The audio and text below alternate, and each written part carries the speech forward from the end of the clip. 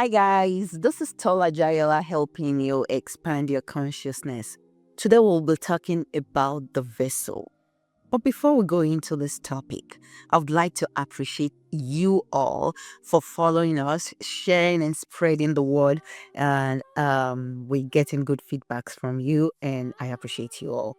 So, who is the vessel? The vessel is who you are at the soul level. And obviously, you have something you connect to, the universe, God, whatever you believe in. And in between those two is the light. So, you as a vessel, think about yourself as a cup that holds water. This vessel should carry something greater than what ego controls. You're supposed to carry divine energy, love, spirituality. You're supposed to be anointed, sacred, and all these beautiful things. Yes, that's what the vessel should do. Now, I'm sure you want so many things in life. You want love, you want peace, you want joy, you want harmony, you want so many things to be attracted to you. So, what do you need to know? Remember, you are a channel. And for you to attain anything, what you need to do is to become more and more like the Creator. Become more and more of the light. The more you become of the light, the greater you become. See, everything you want in life is already around you. Is it your soulmate, your twin flame, job, fame, become a billionaire, you want to become a millionaire, whatever you want, children, marriage, whatever you want in life is already around you. But what could be delaying all this from coming into your life? Even money blockage. What could be delaying it? So many factors can be affected in your life. What I want you to understand is the simple things, simple terms of getting things together to kick yourself and start moving forward back in life. You as a vessel, I said, think about yourself like a cup of water. So if there's a leakage, what happens in this cup? The water leaks. And so what you need to do is to fix these leaks. And how do you fix these leaks? One, you have to become aware. There is no fixing anything without knowing what the problem is. Your problem could be so many things, which we will touch in a minute. And two is acceptance. You have to accept that, okay, this is the problem, I'm ready to fix it. And three, you have to transform. Are you ready? One thing I want you to understand is that before you came into this world, you already made a contract with your Creator. And when we come into this world, we all came with a soul correction. So, the only way to fix this is to understand that God is going to put people, situation, events into your life that will call your attention to fixing this problem for you to move forward. If you're careless, you refuse to be spiritual, you stay in negativity, there is no chance of fixing this. And when you don't make this correction, you're only simply gonna repeat the cycle, repeat a pattern until you are ready to stop and say, I'm going to fix it. The truth is, not all of us will come into this world to fix it. Well, you may come back and decide to fix it. That's fine. What joy will it be for you to know that everything that is happening to you is not random. It requires a soul correction. You have to stop and close this cycle. And the only way to do that is awareness. How do you recognize this thing? How do you wake up your awareness? One, you have to fall in love with journaling. When I say journal, I actually mean a pen and a paper, because people that come into your life, situation that happens, events that happen will be sort of repeating. And so you have to sometimes sit down and say, why is something happening? And, when you feel a trigger, what happened at that point where you felt triggered? What did you feel? Was it abandonment? Was it unworthiness? Was it fear? Was it shame? Whatever you feel, you have to put a name to it and write it down. That is you being aware, okay? Two is you accepting. Acceptance is very difficult, and there is no way you can fix what the problem is if you're not willing to accept. Because when you reach a level of acceptance, you're saying, okay, I am not running away from these issues anymore. I want to face it head on. And when you have the courage to face what the problem is, your life changes. The transformation requires the inner work. Do not look around blaming people. See, when you blame people for whatever is happening in your life, even if you think they did it to you, you're not ready to heal. You have to understand that the people, the event, the situation that came to trigger you is waking your soul up for you to correct something. So you see why blaming other people around you that cause you problem or pain is not necessary. They are just a mirror. So what you need to do is see what they've come to show you and now fix yourself from the innermost part of your soul. And how do you recognize what to fix and how to fix it? I've already told you, being aware, accept yourself, and now you have to go back to that inner child. There is no way you don't have to go back to your inner child. Or it could even be any other age where somebody did something to you, where a friend did something to you. It could be just that one event. You have to put it down and see how you can grow past it. When you don't do these things, even though you know it's a problem, then the ego is taking over. I've already talked to us about our energetic field before, and what has to do with this more is our roots, chakra, and also our heart space. When you don't open your heart space, you're not willing to give love, you're not willing to receive love, you're not willing to receive the correction your soul needs. You stay empty for so long. The only thing you can do is repeat a pattern at the end of the day. So at the end of the day, you as a vessel, the cleaner you get, the healing journey you take on, the more you expand your vessel, the more the leakage closes. And everything you already want that is surrounded by you is waiting to come into the vessel. Do you know you could have that nice person that you're labeling bad? The only reason why they are not making you feel fulfilled is because when they come into that vessel, there's so much leakage. They have to leak back out. So when you feel this vessel, you feel whatever the leakage is, you become more and more of the light. You move closer to the Creator, becoming more like God. All the things you want that align with your new energy is gonna definitely come in. Life is not as difficult as we think it is, but we make it difficult for ourselves because we are refusing to face our shadows. We are ignoring what the problem is. We mask things. Now, I want to ask you, what is your soul correction? I've been talking to you about these things. Your soul correction might be 1. Fear. This will present as you being afraid of everything. You might have 1 million in your account and you're still scared. What are you scared of? Your soul correction is to simply be grounded. Know that you are whole and complete. Know that there is nothing you need to be scared of. Whatever God has given you is supposed to stay. So now, what you need to do is find a way to ground yourself. Take a walk. Be in nature. Enjoy your solitude. Enjoy the joy of being alone. Correct that. That is you cleaning the vessel and expanding your vessel. And then the people you're going to attract into your life, you don't repel them with unnecessary fear of the unknown. With your fear, you have to trace the root of that fear. Was it when you were young?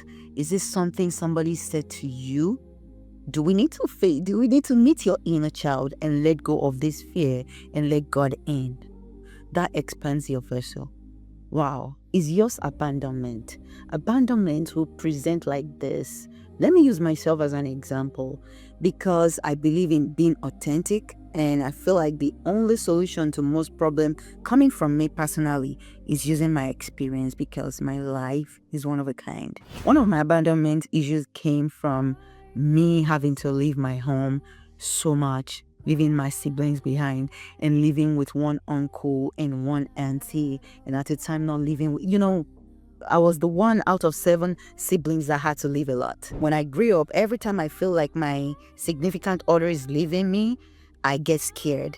I feel abandoned and I lash out. So what you need to do to correct that mistake in your life to move forward is to know that you are holding a perspective that does not exist anymore. The way you saw it necessarily does not matter anymore because it is in your past. So you have to move past that, let go of ego, and move into the present. So you have to learn how to stay in the present. You have to enjoy your solitude. You have to know that you are whole and complete. You have to know that your friend, a spouse, nobody, no event, no job controls you. There is nothing abandoning you. All is an illusion. Once you accept that, you face that, you get involved in loving yourself, discovering yourself, you correct that, and whatever you desire will definitely come rushing back to you if it left, or something better and higher is coming. You have to understand that if you still have that feeling of abandonment, you are still missing something. You need to sit with yourself and tell yourself the true story. Nobody is abandoning you. You can get past that feeling and become whole again. It's just shame. Shame will appear like when you speak, you feel like you're not heard. And so you hold a perspective of being shamed. Is that necessarily true? Your soul correction will be for you to understand that there is nothing to be ashamed about. You don't have to seek validation from other people outside yourself. Say what you feel like say. Let your throat chakra speak for you. No, communicate your truth. It's your truth anyways. Communicate it. Don't be ashamed. Nobody's shaming you. See, in life, people really don't care. It's the perspective you're holding on to it. In life, 75% of people, they're indifferent. 20% are just like, okay, I see you, I feel you. But 5% will be your raging fans. But don't even worry about that. Validate yourself. And the truth is, when things you do come from an authentic place, the world has no choice but to gravitate towards you. Because you're doing what you're doing for the sake of God, to become more like the Creator, not for human beings to impress. No. So drop that label of shame. There is nothing to be ashamed of. Some people's soul correction might be trust. And this will appear like you just don't trust people. Just because this person have disappointed you, you don't think somebody else can be trusted. That is another perspective you're holding that is necessarily not true. You have to learn to trust again. You have to understand that if anybody have disappointed you or have failed you, or make you feel like they cannot be trusted, that is what they were sent to do, to awaken your soul. That is what they were sent to do, to awaken the part of you that does not trust anything, anybody, any situation. And so once you correct that, what you desire will gravitate towards you. Believe me, life is that simple. But you have to have a good intention to raise and elevate. It's your unworthiness. Unworthiness can show up like this. You overgive. And then when you overgive people, especially in a relationship, you tend to be disappointed. And the reason why that will happen is because whoever you are giving too much to, or whatever situation you're giving too much to, subconsciously and spiritually, they don't deserve it. And so their spirit subconsciously just repels you. And then you feel so disappointed. You feel depleted. You feel unworthy. How do you correct this? Stop over giving. Stop looking for validation, because one of the reasons why you might be doing this is because you want them to applaud you. You want them to love you. You want them to accept you. No, you can accept yourself, validate yourself, love yourself. Whatever you're giving to other people, give to yourself. Save your energy, because when things truly align with you, it doesn't have to feel like you're doing too much. So today I want you to ask yourself, whenever you are about to do something for anybody, for your job, for event, for situation, ask yourself, am I doing this to become more like the Creator? Am I doing this for God's sake, or I'm doing this to impress people? When you do what God wants, you're cleaning your vessel. You're expanding your vessel. Energetically, you're renewing yourself. You're transforming. Everything is already there. They are waiting to come in. If something have left because your vessel got some leakage in it, when you close up that vessel, you expand that vessel, becomes beautiful, the best energy will align with you. And if that energy truly aligns with you, they will come back rushing in. And they are coming back renewed too. That situation is coming back to you. Let me give you a very, very important example of my life. There was a time I had little. There was a time I had a whole lot. And there was this time there was nothing. But why did the Creator take that from me? I finally concluded that the reason why God took that from me was to make me know that look at what I can do for you. I can even do times 10 of this. If your vessel expands, if your vessel becomes cleaner, all these things you so desire is around the corner. So I'm taking it away because I need you to focus on cleaning this vessel. And once this vessel is clean, you're transformed, you're transmuted. The only thing that comes is coming to stay, and it will stay forever. How beautiful is that? You and accepting that, knowing that, because another thing is God will speak to you, and knowing that this is what God wants me to do makes your journey less stressful, make you more at peace, make your emotion regulated, and you become so happy. You become fulfilled and understanding that everything you possibly want in life is so temporary. We are so infinite.